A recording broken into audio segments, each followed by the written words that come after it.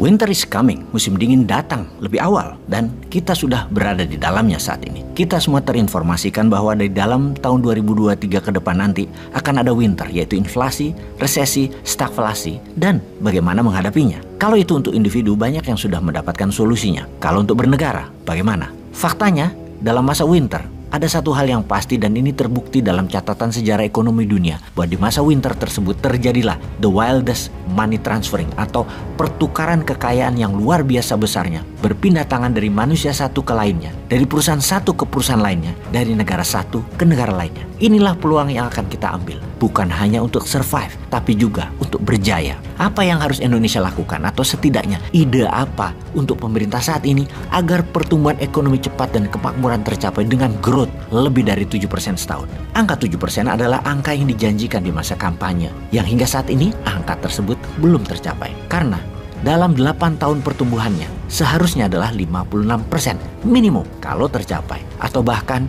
bisa lebih. Kalau tiap tahun 7%, di tahun ke-8 itu bukan 56%, tetapi bisa sampai 70% dibanding GDP nasional Indonesia di tahun 2014 dulu. GDP nasional Indonesia di tahun 2014 adalah 890 billion dolar. Dan di tahun 2021, 1.186 billion dolar. Diperkirakan di tahun 2022, GDP nasional Indonesia adalah 1.250 billion dolar, naik 360 billion dolar atau naik 30% dalam 8 tahun, alias rata-rata per tahunnya 3,75%, hanya mencapai setengah dari janji kampanye.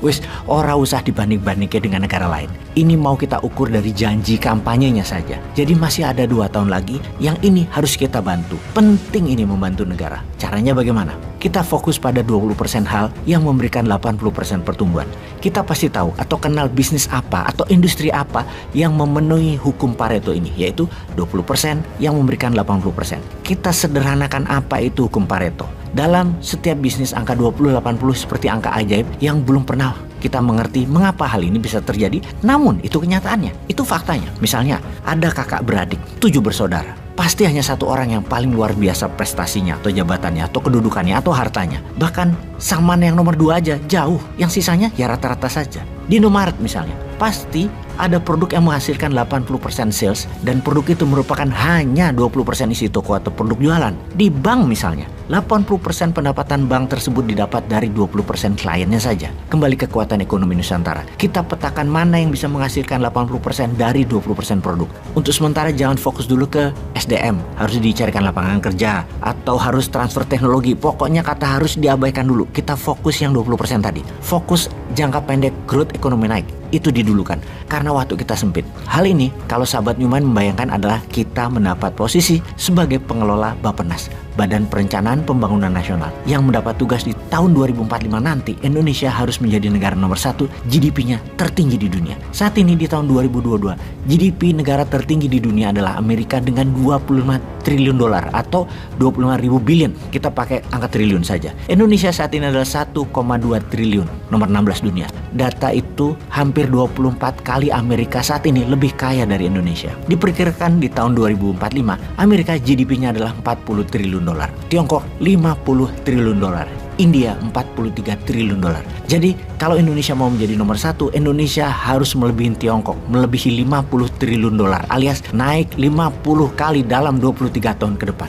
Jadi kita menengok kekuatan nasional Indonesia. Kita lihat kekuatan Indonesia saat ini adalah wilayah tropisnya, gunung berapinya, dan curah hujannya. Tuhan sudah memberikan karunia air dan lahan subur dari sononya untuk Indonesia. Maka perkebunan bisa menjadi target utama jangka pendek untuk menaikkan GDP nasional Indonesia dalam 2 tahun ke depan. Tanam tanaman jangka pendek seperti jagung, tebu, singkong, tujuannya satu, Indonesia raja etanol. Kawasan di wilayah Sulawesi, Papua adalah wilayah yang cocok untuk tanaman ini, khususnya tebu. Gerakan sekarang membangun, tahun depan sudah panen. Tahun 2024 sudah jadi raja gula Indonesia. 5 tahun, 2029 Indonesia menjadi raja etanol. Ini bisa menjadi energi alternatif terbarukan untuk mengganti BBM, seperti di negara Brazil. Kuncinya memanfaatkan kekuatan sumber daya alam yang tidak dimiliki bangsa lain. Lalu grup-grup besar kelapa sawit harus mengelola oleochemicalnya di Indonesia. Tidak boleh lagi dibawa ke luar negeri.